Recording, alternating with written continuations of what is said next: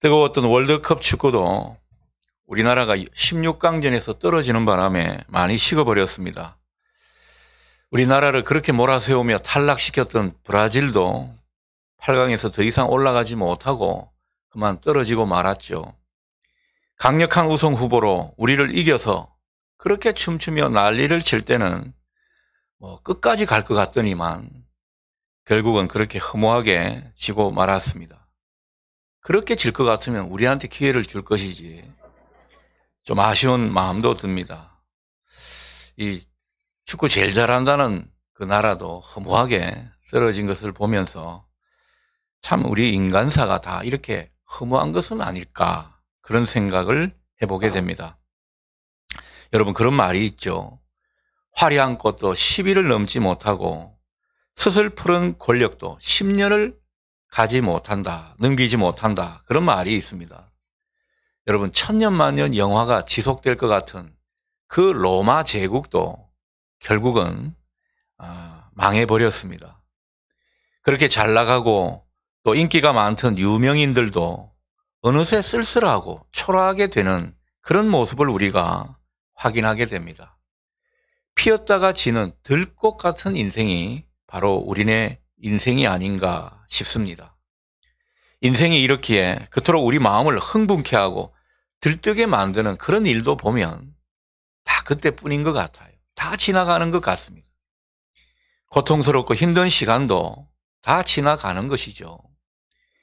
지금 교만하게 굴고 사람 위에 사람 있는 것처럼 그렇게 위세를 떨치는 사람도 결국은 언젠가는 꺾이기 마련입니다. 시들시들해질 것입니다. 사라지고 마는 것이죠. 여러분, 세상에는 영원한 것이 없습니다. 얼마나 그 영화가 짧은지 모른다라는 거죠. 오직 하나님의 뜻만이 영원하다고 성경은 우리에게 가르쳐 줍니다. 이사야 40장 8절 말씀을 확인해 봅니다. 풀은 마르고 꽃은 시드나 우리 하나님의 말씀은 영원히 서리라. 아멘. 여러분, 우리 인생을 풀과 그리고 꽃에 비유했죠. 풀과 같이 마르게 된다라는 것입니다. 꽃은 분명히 시들게 된다라는 사실을 우리에게 똑똑히 전해줍니다. 우리 인생이 그렇다라는 거죠. 우리 인생들은 다 지나가는 그런 인생들인데, 그런데 가만 보면 지나가 버릴 것들에 얼마나 집착하고 혈안이 되어 있는지 모른다라는 거죠. 그래서 우리 삶이 늘 피곤합니다. 마음이 평안하지가 않습니다. 하지만 우리가 영원하신 하나님을 생각하고 그분이 주신 그 성경 말씀을 우리가 마주하게 될 때 우리는 왠지 마음이 편안해집니다.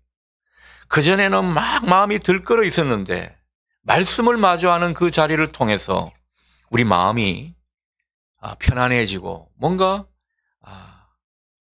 하나님의 일하심을 보게 되는 이런 일들이 있다라는 거죠. 비록 들꽃같이 연약하고 한계가 많은 인생이지만 말씀을 붙드는 인생은 허무하지 않습니다. 말씀이 있는 한 우리는 비애와 슬픔 가운데 빠지지 않습니다. 비록 남들이 볼 때는 슬퍼할 수 있고 남들이 볼 때는 가련해 보이는 그런 처지라 하더라도 말씀을 붙드는 가운데 우리는 영원하신 하나님 마음에 이르게 되기 때문에 우리는 능히 그 현실을 이길 수 있는 것입니다. 인생의 유한함 넘어 영원한 세계에 눈을 뜨게 되는 것, 말씀을 마주하기 때문에 영혼의 세계에 눈을 뜨는 것입니다. 여러분, 그 영혼의 세계에 우리가 주목하게 되면요, 이 좁디좁은 현실의 모든 것들은 다 사라지고 마는 것이구나, 별것 아니구나, 그런 어떤 담대한 마음이 스며들게 되는 것입니다. 그래서 성경은요, 말씀을 마주하고 말씀에 붙들린 사람을 복이 있다, 그렇게 노래하는 것입니다.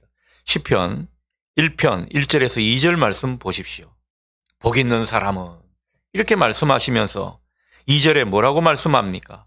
오직 여호와의 율법을 즐거워하여 그의 율법을 주야로 묵상하는도다. 어떤 사람이 복이 있다고요? 하나님의 말씀을 읽고 그 말씀을 묵상하고 그 말씀을 따라 자기 삶을 조율해 가는 사람, 그 사람이 복이 있는 사람인 것입니다. 여러분이 복이 있는 사람이 될 수 있기를 축복합니다. 말씀의 인도하심을 받고 사는 그런 사람이 될 때 우리는 자유해지고 당당하게 되고 움츠렸던 그 가슴을 펼 수가 있음을 보실 수 있기를 바랍니다. 말씀에 붙들려 당당하고 자유하게 사시는 저와 여러분 되시면 좋겠습니다. 자, 오늘 본문은 말씀이 육신이 되어 우리 가운데 거하심에 이렇게 시작하고 있습니다. 14절 상반절 말씀이 그 말씀이죠. 여러분, 이 말씀은 어떤 뜻입니까? 말씀이신 예수님이 육신, 곧 사람이 되셨다. 그런 뜻이 되겠습니다. 영원 전부터 계셨고 만물을 창조하시며 주관하시는 그 말씀이신 주님이 연약한 인간이 되어주셨다라는 겁니다. 저는 이 대목을 보면서 이 장영희 교수의 축복이라는 시모음집에 있는 글이 생각이 납니다. 무언가를 이해하려면 그것이 되어야 합니다. 나무를 이해하려면 나무가 되어야 하고 바위를 이해하려면 바위가 되어야 합니다. 상처받은 사람의 아픔을 이해하기 위해서는 저 사람 참 아프겠다. 그렇게 생각하는 것만으로는 부족합니다. 그 사람을 오래 바라보고 나도 상처받은 사람이 되어야 합니다. 그렇게 됨으로써 그의 외면의 모습이 아니라 마음을 우리는 이해할 수 있습니다. 참 좋은 글입니다. 여러분, 아마 예수님이 인간의 몸으로 오신 이유도 바로 이런 것일 겁니다.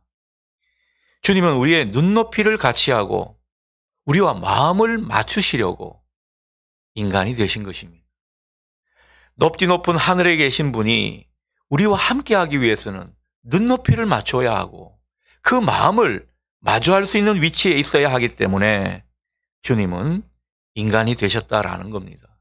바로 우리를 이해하고 우리를 돕기 위해 우리와 같은 사람의 몸을 입고 주님은 찾아오신 것입니다.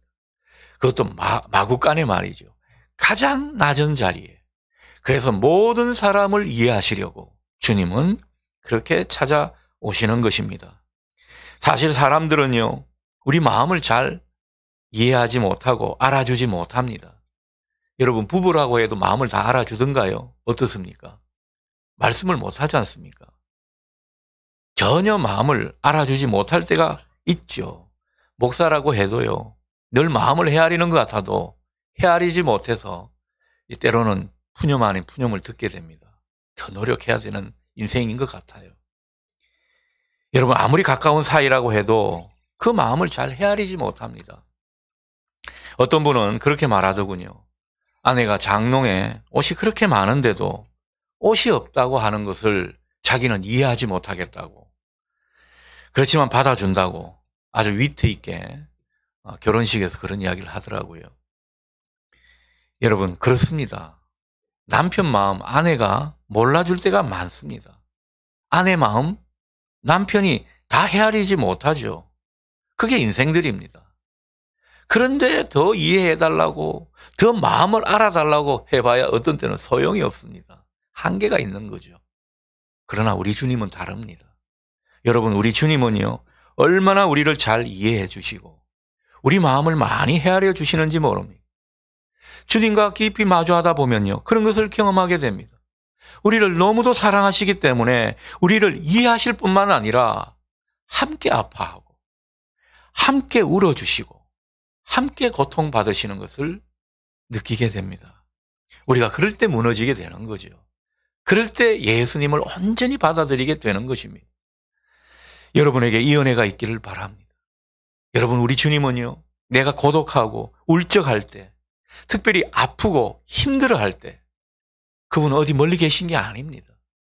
우리 가까이 계셔서 우리와 함께 하시면서 아파해 주시고 공감해 주시고 힘들다고 등을 두드려 주시고 우리를 위로해 주시는 주님이십니다.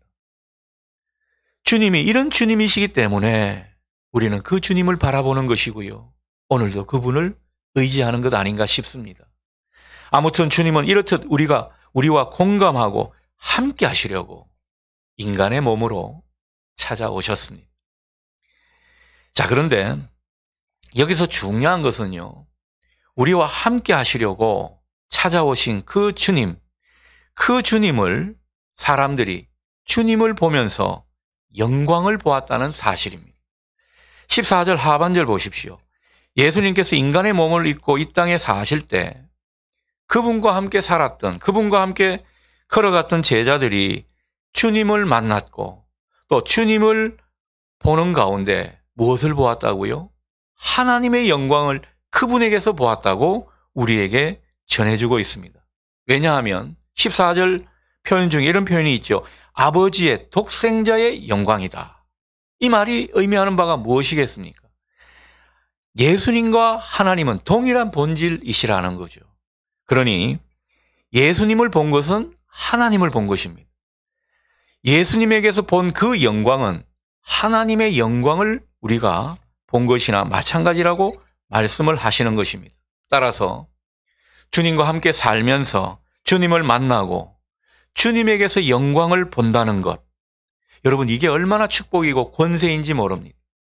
여러분 특별히 예배 자리 가운데 주님의 영광을 발견할 수 있는 여러분 되시기를 바랍니다. 우리가 말씀을 통해서도 주님의 영광을 확인하게 되는 것이죠. 이 권세, 이 축복을 누릴 줄 알아야 진정한 하나님의 자녀로 사는 것입니다. 여러분 주님에게서 주님의 영광을 보시고 그 영광을 안고 사시는 저와 여러분 될 수 있기를 축복합니다. 자, 그런데 14절을 보면요. 요한이 우리가 주님의 영광을 보았다고 말할 때 요한이 본 그 영광은 어떤 것입니까? 여러분, 이것은 실체가 있겠죠. 사도 요한은 베드로와 함께 예수님의 그 변화산에 함께 올라갔습니다. 그 변화산에서 예수님이 변모되는 모습을 확인했었습니다. 얼마나 신비한 광채를 띠는 그런 모습으로 변하셨는지 모릅니다. 성경은 예수님의 얼굴이 해같이 빛났다 그렇게 말씀하고요. 예수님의 입은 옷이 빛과 같이 희게 되는 그런 모습을 묘사해 주고 있습니다. 아마 그런 영광의 광채를 띤 모습을 우리에게 던져주고 있을 겁니다. 그런데 이 영광이란 말은 이런 어떤 신비한 광채만을 의미하지는 않습니다. 오늘 본문에는 보다 깊은 의미가 있죠. 인격적인 의미가 있습니다. 14절 하반절을 보십시오. 우리가 그의 영광을 보니 아버지의 독생자의 영광이요. 그 다음에 뭐라고 되어 있습니까? 은혜와 진리가 충만하더라. 그러니까 제자들이 본 그 영광은요. 은혜와 진리가 충만한 그 모습이었던 것입니다. 여러분 충만이라는 말 참 좋죠. 성령 충만, 말씀 충만 듣기만 해도 좋습니다. 여러분 우리가 정말 충만한 인생이 되면 좋겠습니다. 참 이거는 유치한 비유지만은 여러분 주여할 때도 보면요. 늘 모자라게 넣는데 어떨 때 이렇게 만땅 풀로 그렇게 충만하게 넣으면 기분도 좋습니다. 아무튼 이 충만이라는 말은 참 우리를 기분 좋게 하는 것 같습니다. 여러분, 여러분의 인생이 늘 충만해질 수 있기를 축복합니다. 여러분, 우리는요, 예수 믿고 사랑으로 충만해질 수 있는 사람입니다. 기쁨으로 충만해질 수 있습니다. 어떤 처지든 우리는 기뻐할 수 있는 사람이라는 거죠. 그리고 여러분, 공동체 속에서 주님이 함께 하시는, 주님의 영이 함께 하시는 그런 사람들과 함께 우리는 웃음꽃이 만발하는 그런 모습을 얼마든지 띌 수 있습니다. 그러니 신앙생활 하시면서 주님과 함께 살아가는 모습 속에 더욱더 충만해지는 저와 여러분 되시면 좋겠습니다. 아무튼 충만한 것을 우리에게 말씀하고 있습니다. 자, 그런데 이 충만은요, 안에서부터 밖으로 흘러넘치는 것을 말합니다. 안에서 차오르던 것이 밖으로 흘러나오는 것이 충만입니다. 그러니 우리가 충만하게 산다는 것은 우리 속에 뭐가 들어있느냐, 우리 존재 속에 뭐로 꽉 차 있느냐, 이것에 따라서 인생이 많이 달라질 것입니다. 여러분, 우리 속에 평강과 기쁨으로 가득 차 있는 사람은 그냥 툭 건드리기만 해도 찬송과 감사가 절로 흘러나오게 될 것입니다. 하지만 반대로 그 속에 화가 가득 차 있거나 불만이 가득한 그런 사람은요, 좀 말만 붙이면 화를 냅니다. 얼마나 투덜대는지 모른다라는 거지요. 그러니 여러분, 우리 속에 뭐가 들어있느냐가 얼마나 중요한지 모릅니다. 여러분 가운데는 뭐가 들어앉아 있습니까? 여러분 속에 선한 것, 좋은 것이 꽉 차 있을 수 있기를 축복합니다. 우리에게는 선한 것이 차올라야 합니다. 오늘 주님은 그 속에 뭐가 차올랐다고 말씀해 주고 있습니까? 예수님의 충만한 모습은 어떤 것이었습니까? 예수님의 내면에서 흘러 넘친 것이 무엇이었습니까? 바로 은혜와 진리였습니다. 여러분, 은혜가 무엇입니까? 하나님께서 우리에게 아낌없이 주는 선물이죠. 그저 주시는 선물이 은혜인 것입니다. 주님은 아낌없이 주는 나무처럼 우리에게 선물을 무진장 주실 수 있는 분이십니다. 그러니 여러분, 주님에게서 은혜를 받아야죠. 예배 드릴 때도 은혜를 받고, 말씀을 읽을 때도 은혜를 받고, 찬양하고 기도할 때도 은혜를 받으실 수 있기를 바랍니다. 이 비결을 더욱더 알아가는 것이 신앙생활 잘하는 모습일 겁니다. 우리는 이 은혜라는 선물을 받아야지만 병이 낫게 되고 문제가 해결되고 그리고 이 세상을 온전히 살아갈 수 있는 그런 복을 얻게 되는 것입니다. 그러니 주님으로부터 더욱더 많은 선물을 받으시는 여러분 되시면 좋겠습니다. 그리고 진리가 무엇입니까? 하나님의 실제입니다. 참이라고 번역을 할 수 있겠죠. 이것은 특히 요한복음에서 말하는 진리는요, 하나님이 제시하시는 이 바른 삶으로서의 자세 또는 모습을 의미하는 것입니다. 하나님께서 생각하실 때 이게 정답이야 라는 게 진리입니다. 여러분, 우리가 살면서 진리를 모를 때는 방황하게 되어 있습니다. 진리를 모를 때는 부자유합니다. 그러나 진리가 우리 속에 떡하니 자리 잡고 충만해지게 되면 우리는 자유한 인생을 살게 되는 것입니다. 당당해지는 것이죠. 여러분, 우리가 자유롭게 살 수 있는 비결은 다른 것이 아닙니다. 주님으로부터 진리를 계속 공급받을 때 우리는 비로소 자유롭게 되는 거죠. 여러분, 사도 요한이 예수님을 그렇게 따라다니는 가운데 예수님을 통해서 저렇게 살아가는 것이 정답이구나, 이것을 얻게 된 것입니다. 그게 진리를 얻은 모습이라는 거죠. 자, 그런데 16절 말씀이 참 은혜가 됩니다. 우리가 다 그의 충만한 데서 받으니 은혜 위에 은혜로라. 여러분, 우리가 주님을 만나서 주님의 영광을 보게 되면 그분에게서 우리는 은혜와 진리를 마음껏 받아 누릴 수 있다라는 것입니다. 여러분, 은혜는 한 번 받고 마는 것이 아닙니다. 그 은혜에 만족하지 마십시오. 더 큰 은혜로 나아가십시오. 은혜 위에 은혜로라. 얼마나 멋진 표현입니까? 주님은 우리에게 은혜를 계속해서 공급할 수 있는 은혜의 이 보고라고 할 수 있겠습니다. 여러분, 주님은 얼마나 진리가 충만하신 분이신지 모릅니다. 그래서 우리는 주님에게서 마음껏 인생의 정답을 받을 수 있습니다. 주님은 우리에게 한 손에는 은혜를 쥐게 해주시고 한 손에는 진리를 알게 해주시는 분이시라는 거죠. 그 주님의 은혜와 진리를 계속해서 체험하고 받아 누리는 것, 신앙생활 잘하는 모습입니다. 그래서 여러분, 신앙생활 하다가도 내가 정말 은혜를 받고 있는가? 내가 계속 진리를 얻고 있는가? 내가 이렇게 살았고 저렇게 살았는데 이게 인생의 실패를 가져오고 문제를 가져왔다면 과연 하나님이 생각하시는 인생의 정답이 뭘까? 더욱더 진리를 추구하며 그 인생의 의미와 정답을 더욱 받아 누리시는 여러분 되십시오. 주님은 그것을 우리에게 소원하고 있습니다. 자, 그렇다면 이게 중요한 것입니다.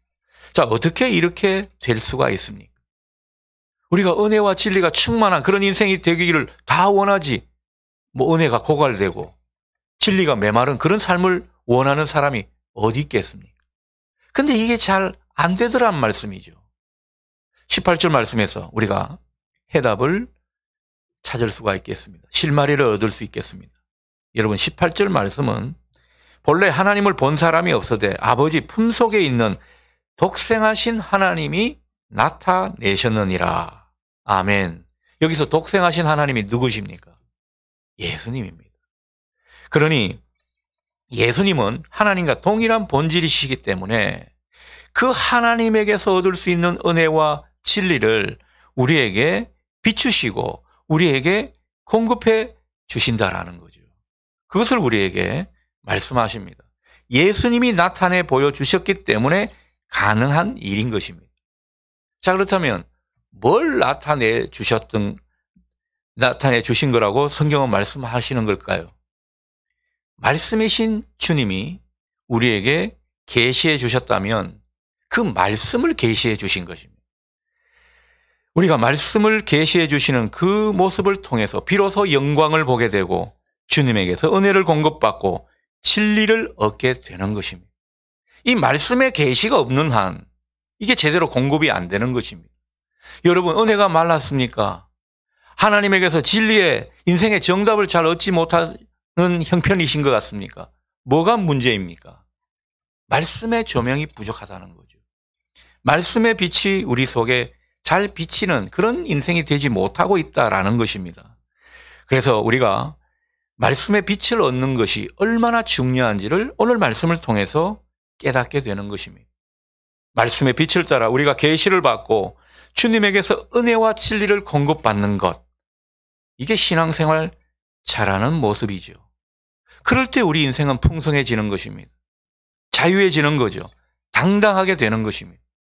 여러분에게 이 은혜가 있기를 소원합니다. 자, 그런데 이런 계시를 잘 받으려면 뭐가 중요한 것 같습니까? 주님과의 인격적인 교제가 중요합니다. 주님과 뭔가 관계가 제대로 돼야 이 모든 것들이 원활하게 이루어지지 않겠습니까? 그래서 인격적인 만남이 주님과 있어야 한다는 것입니다. 성경은 이것을 얼마나 강조하시는지 모릅니다.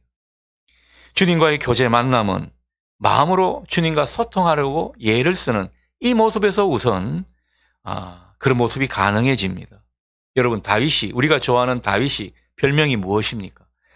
하나님 마음에 합한 자, 하나님과 마음이 맞는 사람이라고 성경은 묘사해 줍니다. 그러니 여러분, 예배를 드릴 때나 기도를 할 때 무엇에 가장 중요함을 둬야 하겠습니까? 하나님과 마음을 맞추는 것입니다.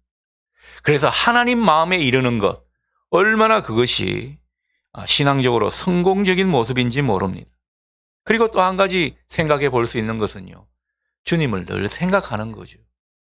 여러분, 우리가 매일 예배를 드리는 것은 아니지 않습니까?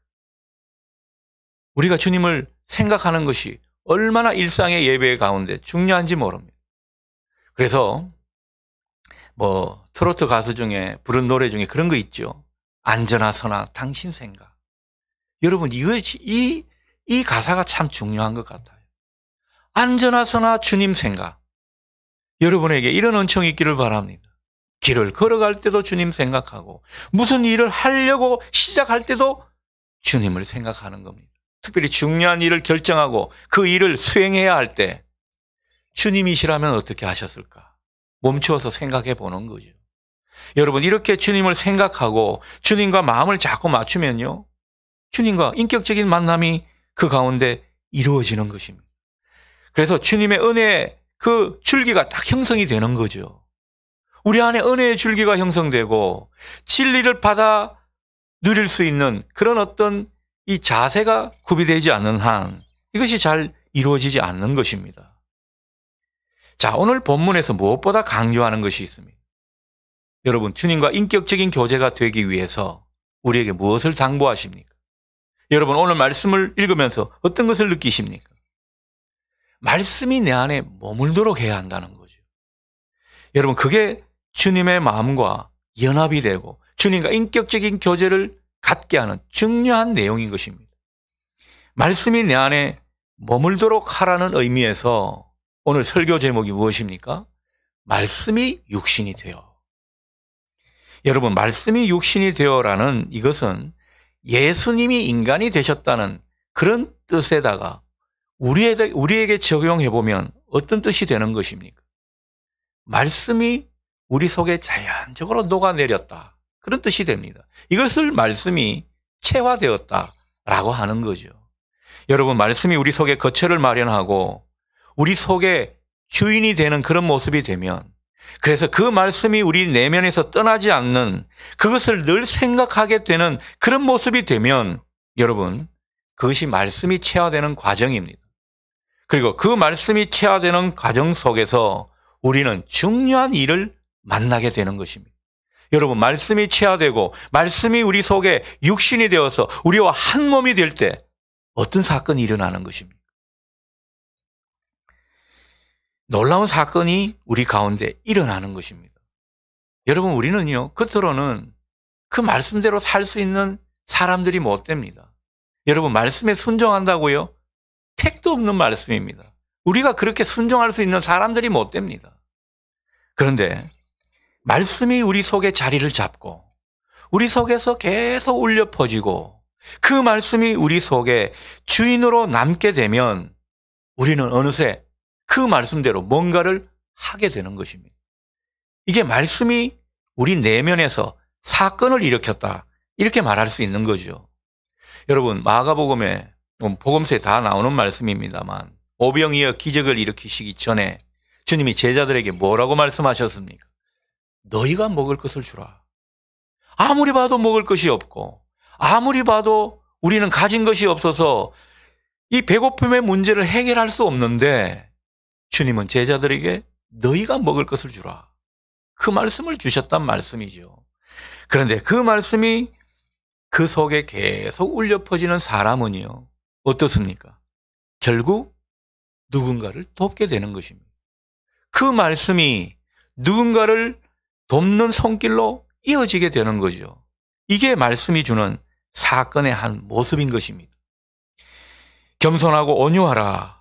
그 말씀이 우리 속에 오래 남게 되면요, 어떻습니까? 어느새 교만했던 그 모습이 생각이 납니다. 자기는 잘 산다고 잘 살았는데 가만 보니까 다른 사람들에게 까칠하게 굴고 다른 사람들에게 자기를 막 들내는 이런 모습을 돌이키게 되는 거죠.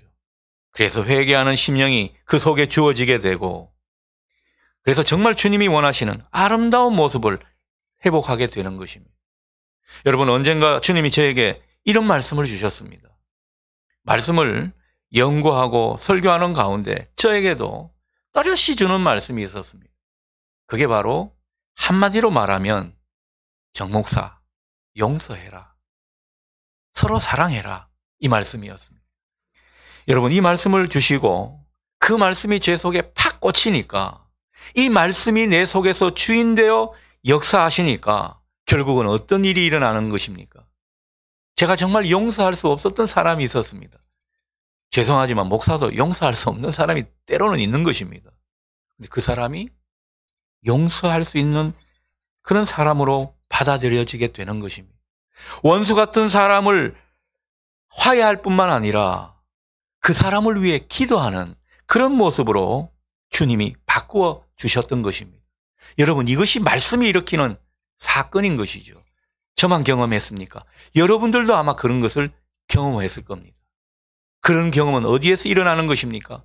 말씀이 체화될 때, 말씀이 우리 속에 주인으로 자리 잡게 될 때, 이런 놀라운 사건을 경험할 수 있다는 이 사실을 믿어 의심치 말기를 바랍니다. 주님이 우리에게 주시는 은혜가 바로 이런 것입니다. 뭐 사람이 변화되고 새 역사를 쓴다, 사람이 달라졌다, 가만 보면요, 말씀이 그 속에서 꿈틀꿈틀 된 것입니다. 말씀에 반응하는 모습 때문에 결국 우리는 변화되고 새 사람이 돼 가는 것이죠. 여러분, 이렇듯 신앙생활은요, 말씀의 사건을 경험해 가는 것입니다. 여러분이 더욱더 말씀의 사건이 경험될 수 있기를 바랍니다. 그러려면 말씀이 우리 속에서 체화되어야 합니다. 말씀이 육신이 되어야 하죠. 우리 몸과 우리의 살과 피가 되어야 하는 것입니다. 그 가운데 우리는 말씀에 순종하게 되고 변화로 나아가게 되고 그런 것을 체험하는 것, 진정한 신앙생활인 것입니다. 여러분, 우리가 가만 보면요, 신앙생활 하는 것 같아도 이런 진정한 신앙생활에 이르는 모습이 많이 옅어졌습니다. 여러분은 무엇에 초점을 맞추고 신앙생활 하십니까? 바로 말씀이 우리 인격과 삶을 변화시키는 그런 사건을 경험하는 우리의 신앙생활이 되면 좋겠습니다. 우리가 밥을 먹으면 그 밥이 우리의 살과 피가 되어서 나를 형성하게 되죠. 마찬가지입니다. 주님의 말씀은 우리 속에서 구체적인 사건과 변화를 일으켜서 새로운 나를 형성해 가는 것입니다. 그래서 그 말씀의 사건을 경험한 사람은 점점 주님의 형상을 닮아가는 것입니다. 우리 안에 하나님의 형상이 더욱더 회복되는 거죠. 그래서 아름다운 존재가 되는 것입니다. 여러분, 기독교인들 가운데 이러한 역사가 더욱 일어나야 될 줄 믿습니다. 우리 존재가 바뀌지 않고 말씀이 우리 인생 가운데 사건으로 경험되지 못하니까 변화가 없고 존재가 달라지지 않으니 여전히 기독교가 고만고만한 것입니다. 여러분, 남 탓할 것 없습니다. 우리가 그렇게 만들어 간 것이죠. 그러니 여러분, 주님의 말씀이 우리 속에서 주인 되게 하십시다. 그 말씀에 우리 내면을, 우리의 인격과 삶을 자꾸 일치시키는 그런 사건을 경험해 가십시다. 그 가운데 비로소 하나님과 마음이 맞는 사람으로서 하나님께 영광 돌리는 인생이 될 것입니다. 여러분에게 이런 변화가 일어날 수 있기를 바랍니다. 여러분, 말씀이신 주님이 오고 계십니다. 그 오고 계시는 주님은요, 당신을 맞아줄 몸을 필요로 하고 계십니다. 그 몸을 찾고 계신다라는 거죠. 그 말씀을 먹고 그 말씀이 우리의 살과 피가 되게 할 그런 사람들을 찾으신다는 것입니다. 성소주의를 맞아 이 자리에 있는 우리 모두가 말씀으로 오시는 주님을 온전히 받아 모시며 그분과 함께 살아가고 그분의 말씀이 우리의 인격과 삶을 변화시키는 놀라운 사건을 경험하는 저와 여러분 되실 수 있기를 축복합니다.